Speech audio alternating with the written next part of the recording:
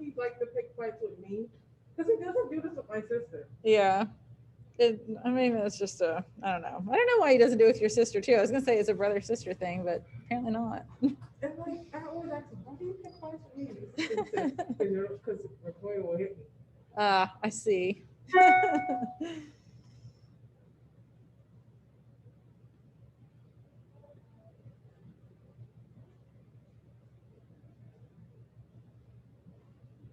Hi. What did she say? Hi. What else could I possibly have I don't know, said? you said it in a way like it sounded like a longer word. It's not like you Okay. said hello. That's weird. What is this? I don't. Oh my god, are they exchanging numbers? What is that? Oh, was that in that chair? Hood 539. I think that's probably the password to AJ's new computer. They do? AJ, hi. Or Jordan. Do they need it? No. 3. What's today? Night?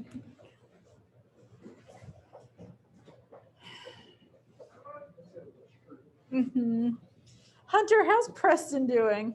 He's gonna go to Ice Bucket today. That someone mentioned that, and I was like, oh, Preston, I miss that kid so much. He's enjoying college. He's enjoying it. Nice. Good, good, good.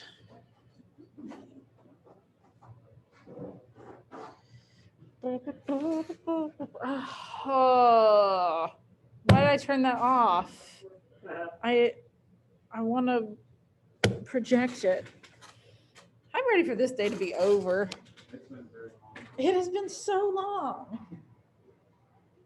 I've nearly lost my mind like 4 times.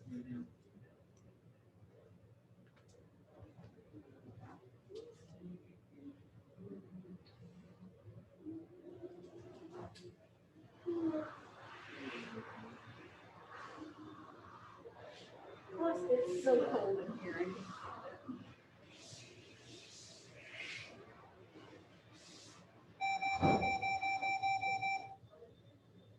We got 20 questions. You said they would be like 10 questions.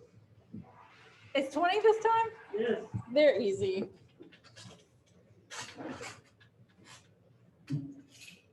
You can work on it, but we are gonna be discussing as well. I hate that we just randomly missed the day yesterday, especially considering nothing happened. Like there's basically no storm.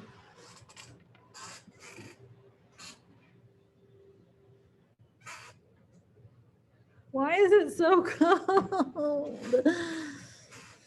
I hate it. I can't handle it. I'm not built for this.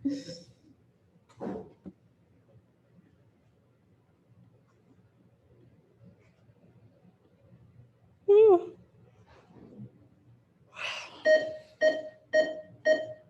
Oh, God, dang it. Hang on. I'll be right back. I just have to ask Washington.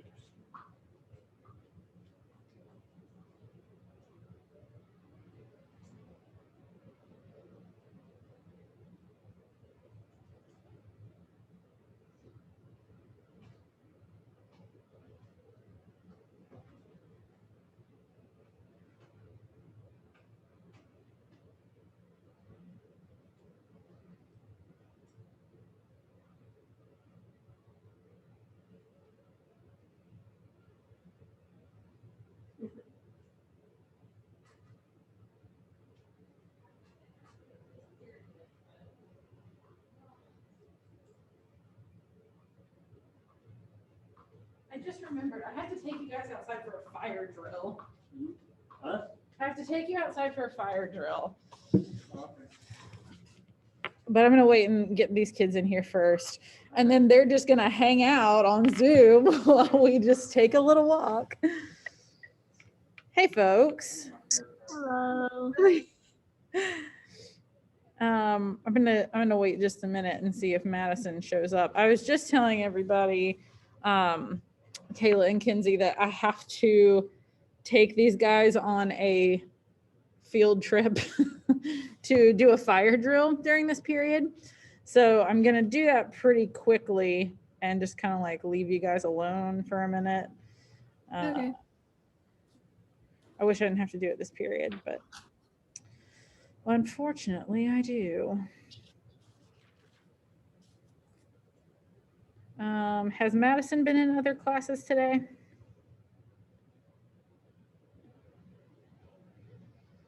Anyone know?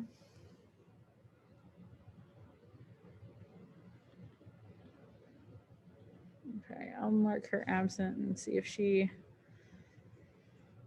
comes. Okay. Okay, Kinsey and Kayla, we're gonna be gone for like 5 minutes. So you guys just sit back. I'd say work on your quiz, but I think both of you have already done your quiz. So just relax for like 5 minutes. Guys, come with me. I gotta show you where we're going. I'm using this as a door prop because we won't be able to get in. So if there's a fire drill,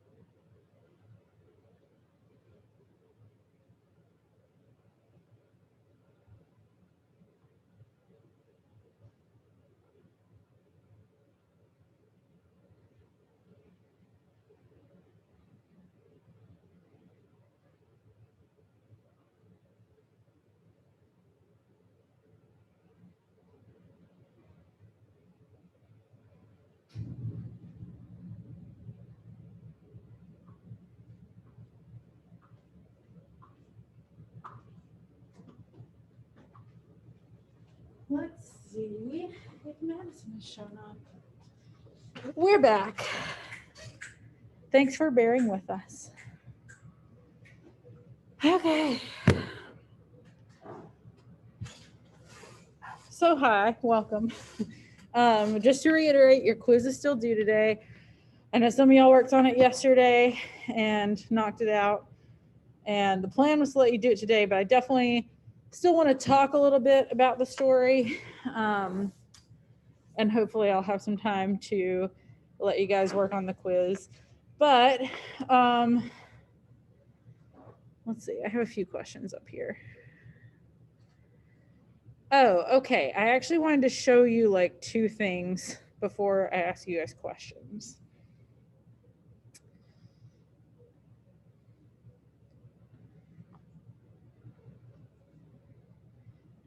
So the first thing, there's so much like symbolism to figure out in this story that it's insane. Okay, so the first thing, I was looking through all these like discussion questions and stuff, and this first one, the title, "Where are you going? Where have you been?" might be a biblical allusion, and I'm going to ask you guys in a few minutes if you can like think of any other biblical allusions or like references to religion in this story. But obviously, you guys remember that Arnold Friend's car has like all this stuff on it, like all these pictures and numbers and stuff, and it doesn't tell us what any of it means. But the numbers on the car are most likely intentional and a reference. I know that we looked at one thing that said maybe it was like the ages of his victims, and maybe it is, but she picked these numbers for a particular reason. And in the Bible, Judges is the 33rd book from the end of the Old Testament, 33, and verse 19:17 reads, "When he raised his eyes, he got to see the man, the traveler, in the public square of the city. So the old man said, 'Where are you going, and where do you come from?'" Where are you going? Where have you been? So that's really interesting, just as like weird number symbolism. And there've been all kinds of like speculation about what these numbers could mean and the different things on his car might mean. And I think that the question, "Where are you going? Where have you been?" is like, I don't know why of all things she would pick this verse from the Bible, but I think that's a big question in this story because Connie is kind of at like a transitory period in her life or in her story. Like, does she go forward with Arnold Friend, or does she resist and think about, or like try to stay in the comfortable places that she's always been? What's going on out there?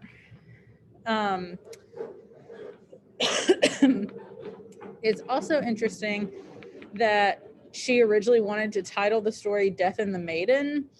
And "Death and the Maiden" is sort of like at this point it's sort of like a stereotype or like a trope in stories, but it comes from this medieval German engraving that's supposed to be like the devil or death or like some evil force taking away the life of a beautiful young maiden. So there's a lot of engravings and paintings that kind of make that same reference, but they all show a young woman embraced by a figure who represents death. But she changed it because she thought that's too obvious. Like, I want people to be able to think about this story, and like, we've talked about how there's different ways that you can read this story. Not everybody thinks that Arnold Friend represents death. Oh, nice. That's what I think too, but not everybody sees it that way. The thing that we read said that it's supposed to be like pretty realistic, like it's supposed to be based on that serial killer, and there's not really much meaning beyond that. I think there's too many coincidences for that to be the case. That's all I'm gonna show you on this. So let's just look up Death and the Maiden. Oh, it's a movie. Well, I don't want you to see anything that's inappropriate, but here's one that's okay.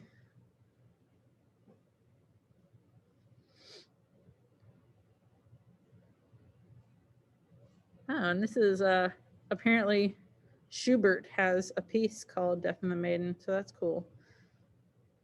So yeah, kind of a, you know, like a virginal young woman being taken away by this figure who's representative of death. So that's interesting. Okay, I'm gonna stop sharing my screen because everything else is just questions that I have. So, you know, other than this biblical allusion that we wouldn't know, honestly, like if we didn't look stuff up, nobody would just automatically think like 33:19:17. I bet that's in reference to Judges 19:17. Like we just don't think of that. But all this criticism has been done so that we don't have to think of it on our own. It says in the story that Connie and her family are not really like church going people. It takes place on a Sunday and her family's at a barbecue.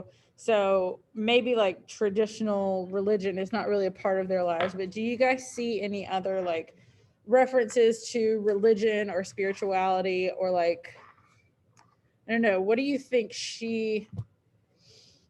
Connie worships the most? Well, I think Connie worships kind of her beauty and herself. Yeah. I think she is the center of attention. Yeah, I think so too. And I don't have the story open. I could get it open, but they talk in the story about how she sort of views like the drive-in and like hanging out with her friends and stuff. She kind of sees that as like her version of church. Like there's something about like a sacred moment. I need to open it actually so I can find that.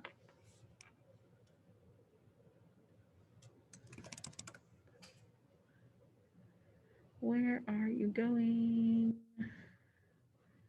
Where have you been? Where is it? There we go.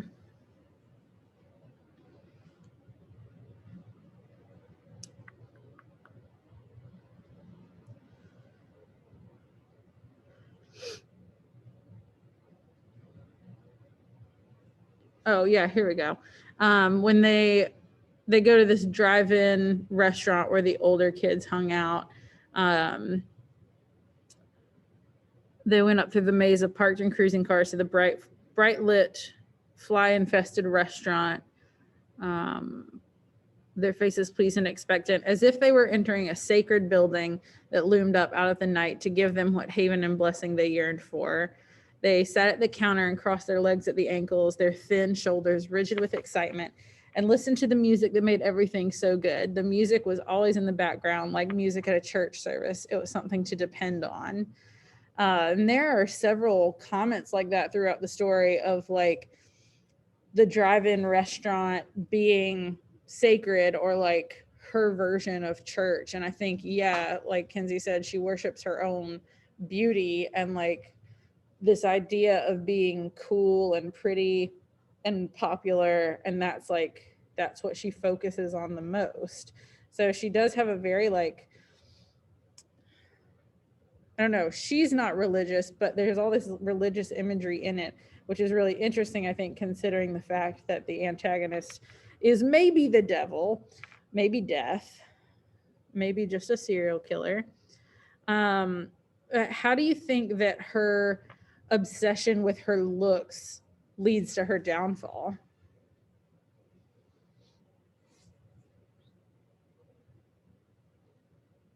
Or helps contribute to her downfall? It's like that's the only thing she can't think of the word. Like she doesn't care about her smarts, or she doesn't value herself. That her beauties and her looks are the only thing that she values. Yeah, And that's very true. So how is that connected to like Arnold Friend and what happens to her? he can kind of get into her head a little bit easier than somebody who would be like, you know, I am smart. I'm not just a beautiful person. Yeah. She can be manipulated much easier. Yeah, she's very easily manipulated. Like the fact that she's so hung up on like trying to be cool and popular, that's really the whole reason that she engages with him to start with. Like she notices boys, she noticed him, he noticed her. And then like when he first comes to her house, she's like kind of excited before she realizes that he's creepy and probably a lot older than her.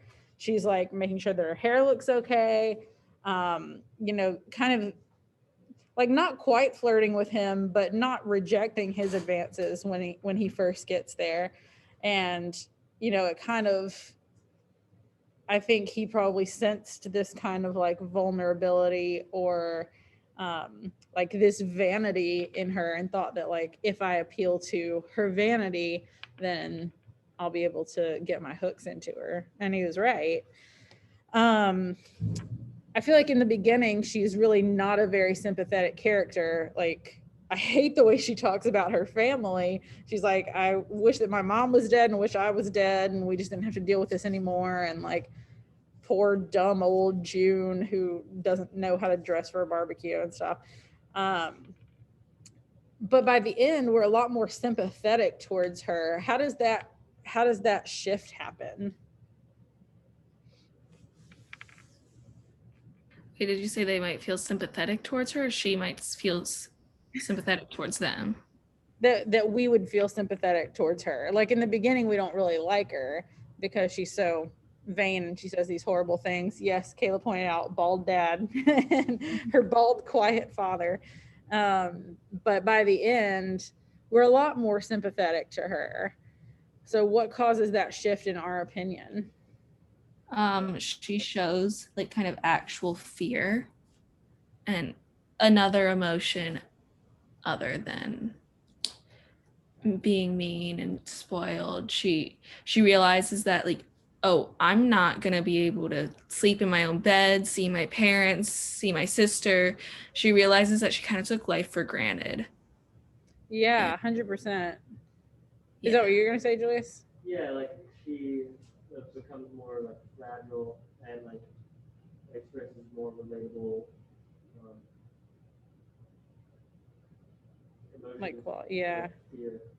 Yeah, I mean, I think seeing her so afraid, it's like when she has that realization that she might actually be in danger, we also are like, oh no, like as much as she's vain and spoiled and annoying, we don't want to see this happen to her. We don't want to see her get killed or whatever happens to her. And we're going to talk about that in a second.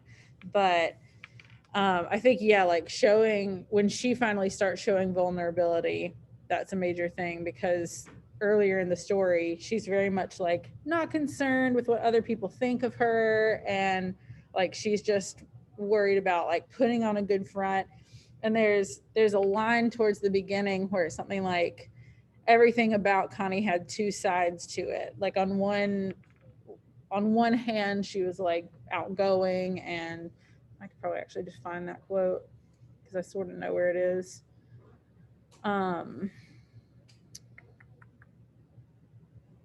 Maybe not. Maybe it's a little further down than I thought. But it's just basically something about how like in front of her friends she acts one way, and then at home she acts another way. And I think we still see there's like two sides to her, and we see that sort of brave cavalier version of her that she tries to portray to the world, but then we see her be really vulnerable once she's scared, and that really does change our opinion of her. Why do you think this guy is called Arnold Friend? Any ideas? Well, it's kind of weird that his last name is Friend. Yeah. Well, I guess because he's trying to be friends. Oh, yeah, look. There you go. Yeah, you guys are on the same page. He wants to be your friend. Also, Arnold is such a like unimpressive name. Yeah, like what Julius just said is that like Arnold is such a, I think you said unimpressionative, which I'm not sure if that's a word, but like it's just like it's not. it's remarkable. underwhelming. Insane. Like, yeah, it's just like Arnold. Yeah, you wouldn't expect the devil to be called Arnold, but you also wouldn't expect someone who potentially comes in to rape and or murder you to be called friend. It's like the least friendly thing anyone could do. So it's definitely like an ironic name and maybe kind of part of his disguise, because we know that he definitely like disguises himself in a lot of ways, like with his hair and his boots and the way he dresses and everything. But maybe maybe his name is kind of part of this disguise. This is also another thing, and it plays into the idea that he is this sort of just like evil entity, like some version of the devil. It's been a thing for a long time in criticisms of this story that if you take out the R's in his name, it says an old fiend, and the devil would be an old fiend. That's kind of one of those things where I'm like, who thought to do that? Like, who thought about taking the R's out of his name?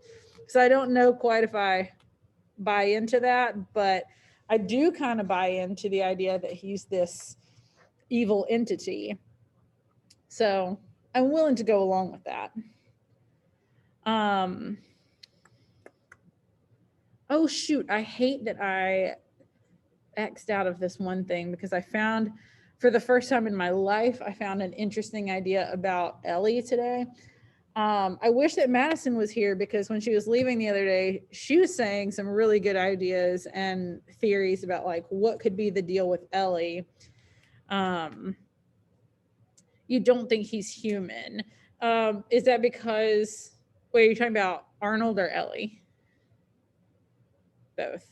I think you're right. I don't think they are, just with the way that they're described, and especially with Ellie being like an old man baby. Like people don't look like that in real life. And last year when I was teaching this, I sort of got like a seed of an idea, but it's still not fleshed out. But like this idea that Ellie is kind of two things at once, kind of opposites existing in one person, because he is an old man and a baby, and his name is both feminine and masculine, Ellie Oscar. And the other thing I found about him today, if I can go back to this, was a very like, shoot, it ties back into like biblical references. And even having grown up in church, this is not a biblical reference that I understood off the top of my head. Hang on. Ellie Oscar. No, come on. Well, I don't know how to spell this biblical name. Okay, so from what I remember anyway, I can he's a Gemini. Yeah, okay, I get what you're saying. I saw this thing that was talking about Ellie Oscar, and it also mentioned like this opposite thing, but I don't really know how this plays into this. That it could be a reference to this biblical character Eleazar, who like the name rings a bell, but I couldn't tell you anything about him just from my memory of church. But apparently he was a servant of Abraham, and like that was his whole role, was just to be a servant. And so it kind of would kind of make sense and play into their relationship, because he doesn't do anything except for help Arnold. He drives him. He's only got like 2 lines in the whole thing, and they're both like asking Arnold if he can pull out the phone. And Arnold says some mean things to him. He like calls him a creepy dope and all this other stuff, and he just like sort of takes it. So I don't know if that's a reference. If there was one thing I could ask Joyce Carol Oates, and I have tried to ask Joyce Carol Oates, it would be, what's the deal with Ellie? And I don't really know, but I'm very curious. That is an interesting question. I might come back to that in just a second. Oh yeah, I wanted to talk about the Bob Dylan thing. She dedicates it to Bob Dylan. He sort of looks like Bob Dylan. And then at the end of the story, there's a little bit of a reference to Bob Dylan, which if you're not super familiar with his whole repertoire, you probably wouldn't pick up. At the very end, it says, "My sweet little blue-eyed girl," he said in a half-sung sigh that had nothing to do with her brown eyes, which I think, like, number one, that whole thing about like brown eyes versus blue eyes, I think it's just the fact that like it doesn't have to be her, like it could be anybody. It makes no difference to him. He's just like looking for a young girl. But what did I do with, I'm gonna share my screen with you guys for just a second. This song, and I did read this thing about Joyce Carol Oates where she said like it wasn't this song exactly that inspired her to write it, but she took enough from it to feel okay dedicating this to Bob Dylan. Which like some of it, like I don't want to go through the whole thing, but I think this particularly at the end, "Leave your stepping stones behind, something calls for you. Forget the dead you've left, they will not follow you. The vagabond who's rapping at your door is standing in the clothes that you once wore. Strike another match, go start anew. It's all over now, baby blue," which sounds kind of ominous, first of all. But then also, I'm going to get to that in one quick sec. Oh, like the vagabond who's rapping at your door, and like someone is coming to her door and like taking her away. So I think she got enough of this to feel like she wanted to dedicate it to Bob Dylan. I love that Kayla just said this, and it reminds me that Madison said a similar, not exact thing the other day, but in Greek mythology, there's the river of Styx and a boatman, a ferryman who takes souls from the living world to the underworld, and maybe Ellie could represent that. I really like that idea, and that makes a lot of sense to me because he's driving, like he would be, that would be like his job, really. I like that. I think that's really smart.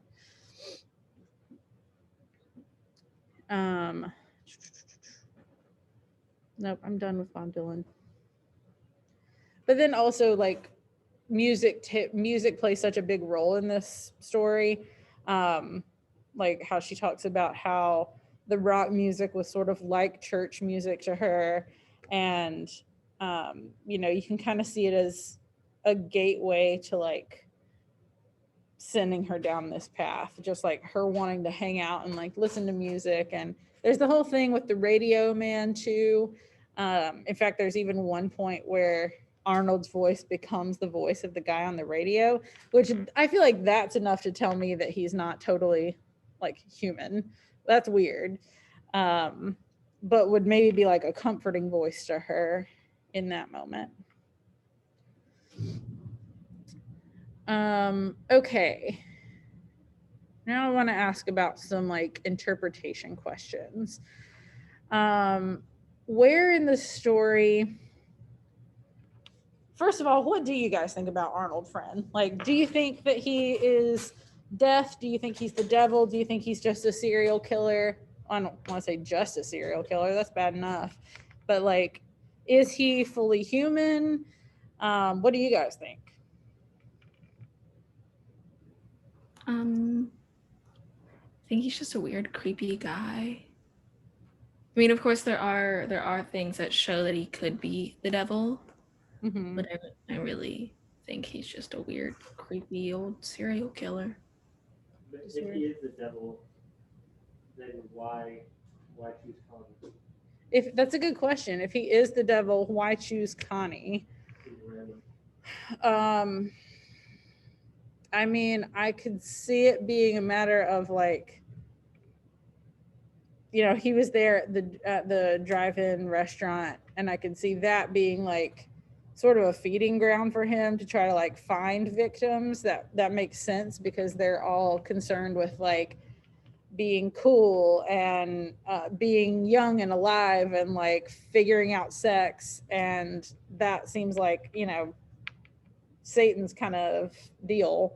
And then maybe just the fact that like Connie was the one who made eye contact with him and was so he could tell that she was like vulnerable and like concerned and wanting people to notice her. He was like, that's the one.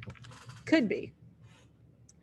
And Kayla says that's why I went with death more than devil, because death chooses whoever is about to die next. So maybe it wasn't even I think my only thing with death, and this is just me, like my own thing, is that I don't necessarily feel like death is evil. I mean, I guess it is, or I guess it can be, and particularly in like Death and the Maiden kind of things. And I feel like Arnold Friend is definitely evil. There's a few other things that I feel like if we're just going on a like he's a creepy serial killer guy level, don't quite pan out for me. Like the fact that he knows exactly what's going on at the barbecue right now. That's weird. And that he knows everything, like he knows all of her friends. He can list them all. There's some things about him that are sort of timeless. Like he doesn't know modern references, and like he's got these things on his car, stickers or whatever, that she's like, oh, that's an old thing, or like people don't say that anymore, which could just be an indication that like he's older than he says he is and he's not like hip to what kids are talking about these days. But it could also be sort of like a, I don't know, just an indication that he's maybe, you know, he's not 18. They say he looks about 30. Maybe he's timeless. Maybe he's timeless evil. Another thing that I thought was really interesting that I was reading about today was the fact that he doesn't come in until she calls for help. He like lays it out there that as long as you don't call for help, I'll stay out here. But once you call for help, I won't have to keep that promise anymore, and I'll be able to come inside. And that's like a vampire thing, kind of. The vampires aren't allowed to come in until they're invited in.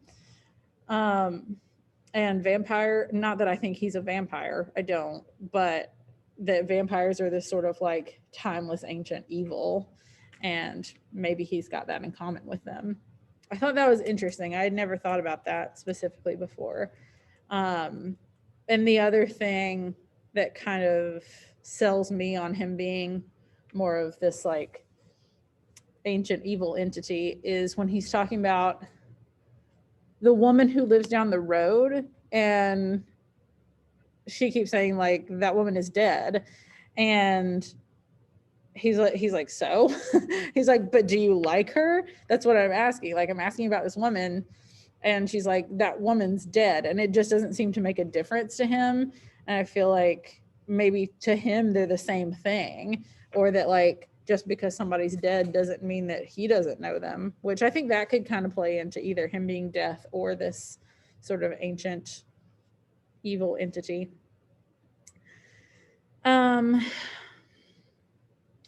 So what do you guys think actually happens to her in the end of the story? Like there's a lot of stuff that goes on once he comes in. Where is it? Oh, it's behind here. No, what do you mean? Where's the part I'm looking at?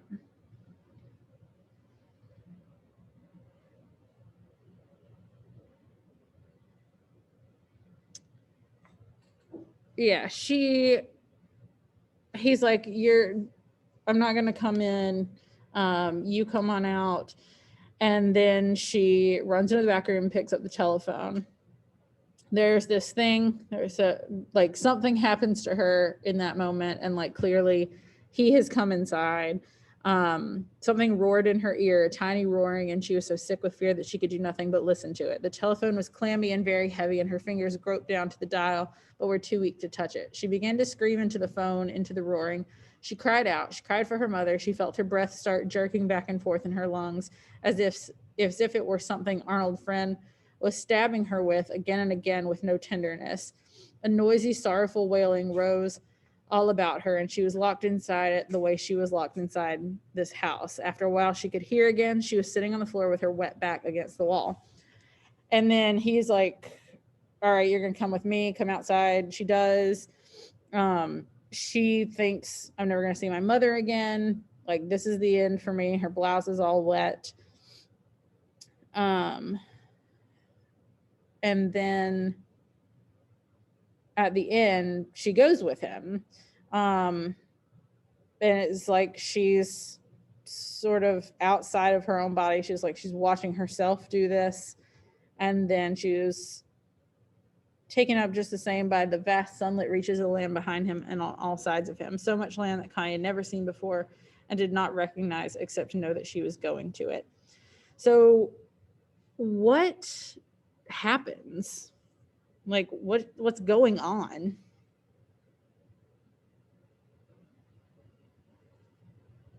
Yes, I think that's weird too. She's like, I saw myself push open the door. Like, she's just watching it happen.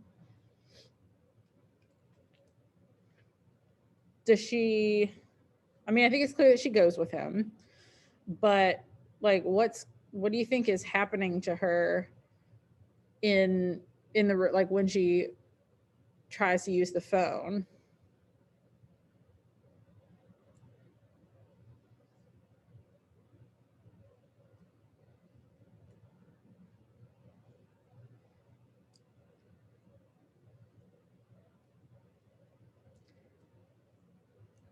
I mean, maybe so. I mean, it might be the sound of hell. There's like a roaring in her, like in the phone.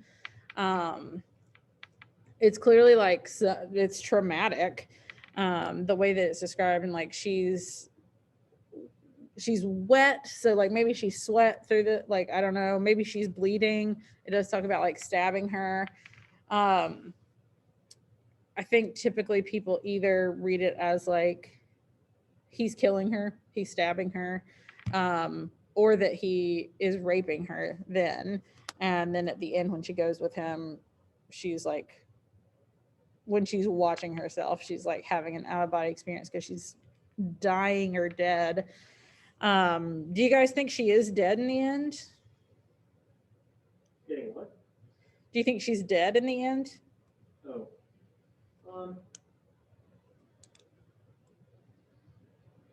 Kayla says yes. Yeah, probably. Yeah. I mean, that would make sense with her like watching herself, and also took her soul to a new place. That's kind of how I'm thinking of it too, Kayla. Particularly with like, this has been fairly traumatic and grim, and like, even if we don't quite know what happened in there with the phone and the stabbing and whatever, it's not good. Like, whatever happened to her is clearly a horrible, horrific event. But then she is like she moves out into the sunlight, and it talks about the vast sunlit reaches of land, and like so much land that she'd never seen before and didn't recognize. It's almost like a pleasant scenario. Like, the setting sounds really pleasant, but I feel like it's almost like going into the light. And so I think you're right that he took her soul to a different place just through like a horrible, violent act. Now, the one thing that I think is worth sort of mentioning is that he doesn't drag her out by her feet or anything. She goes with him, maybe not willingly exactly, but she consents to it. What's the main thing that gets her to finally agree? He threatens her family. Yeah, he threatens her family. Oh, and I think that part is so horrible and so like miserable, that he keeps saying like, oh, where is it?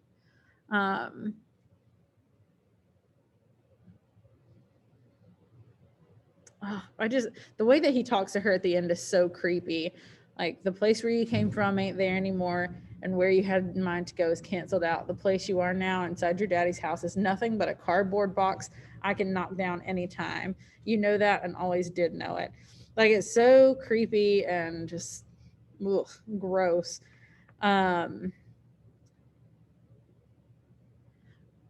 This part. She stands up. He tells her to come out. Now come through the kitchen to me, honey, and let's see a smile. Try it. You're brave. You're a brave, sweet little girl. And now they're eating corn and hot dogs cooked to bursting over an outdoor fire.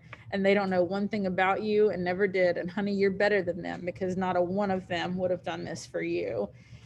And that's been kind of this, like, not necessarily insecurity of hers, but she's felt that way the whole time, that like her family doesn't understand her and they don't get her, and they're maybe not as good as she is in some ways. But when it comes down to it, she's like, oh, I wish my dad was here. And she doesn't want them to get hurt. And he kind of plays into that. And I agree. The way he keeps calling her honey is so creepy. It's just like, oh, it makes my skin crawl the way he talks about her. But kind of like the fact that he says none of them would have done this for you. I feel like that's so manipulative. Like, however you read this, whether you think he's bringing her to her death or that he's a serial killer or whatever, that's so manipulative to be like, you're better than they are. You're doing this as like a sacrifice, and like they would never have done that for you. And the whole time he's been telling her, like, I'm going to teach you about love. I'm going to show you what love is like. And, you know, the only kind of love she's really experienced before is from her family. And she's kind of thinking that that's not good enough. And then he basically tells her that, like, it's not good enough. I think I meant to mention this earlier. I think another reason that we feel kind of more sympathetic towards her is because this whole like coming of age thing, this is like a really messed up coming of age story, sort of, because she is trying to like figure out who she is. She's like at an age where boys are interesting to her now. And like, she's very driven by her hormones and like, very like into her own sexuality. But then when someone actually comes and makes her sort of, you know, stop with the false bravado and actually like do something about it, she immediately is just like, no, like, this is not what I signed up for. Which is fine. She's 15. Like, that's understandable. But she's had sort of this false bravado about boys and everything. And when he actually comes up and is like, no, I'm gonna take you away and I'm gonna be your lover and like show you what love is like, she's like, this is creepy and I'm not into it. And I think that helps us sympathize with her a little bit more, because it does kind of show her as this like vulnerable, weaker character. The last thing I wanted to talk about, unless you guys have other stuff that you want to mention, is that I don't remember if it was in the presentation or the article, but there was a thing about it being like an inverted fairy tale, or like a fairy tale gone wrong or something. And I just wondered if any of you guys like picked up on anything that you thought was like a parallel to any fairy tale, you know, or like any elements of it that could be sort of fairy tale-ish.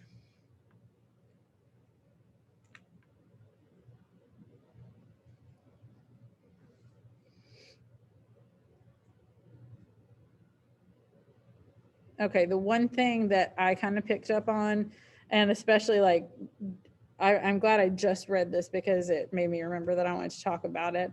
But right at the end, when he's like telling her to come out and everything, and he says, the hell with this house. It looks solid, all right. Now put your hand on your heart, honey. Feel that.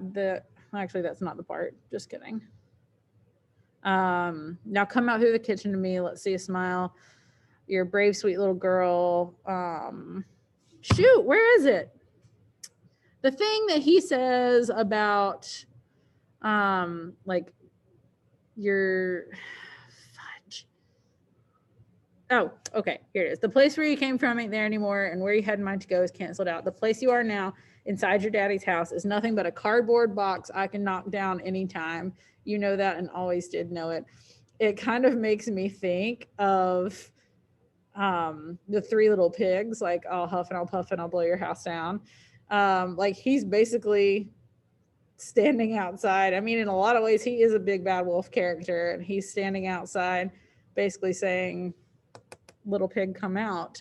And if you don't, I'm coming in there after you. And it's kind of the same, like, It's 3 o'clock. thank you. There, I feel like there's kind of a parallel there. There's maybe also a couple of parallels to like, I mean, with him being sort of big bad wolf, that would make sense with like Red Riding Hood too. There was another one, but I can't remember. Someone wrote a paper in this class one time about this being like Little Red Riding Hood.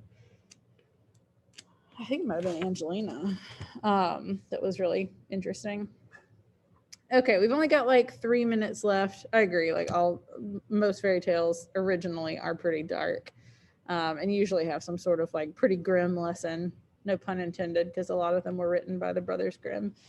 Any other like final thoughts about this one? Questions that anybody had that we didn't really get to?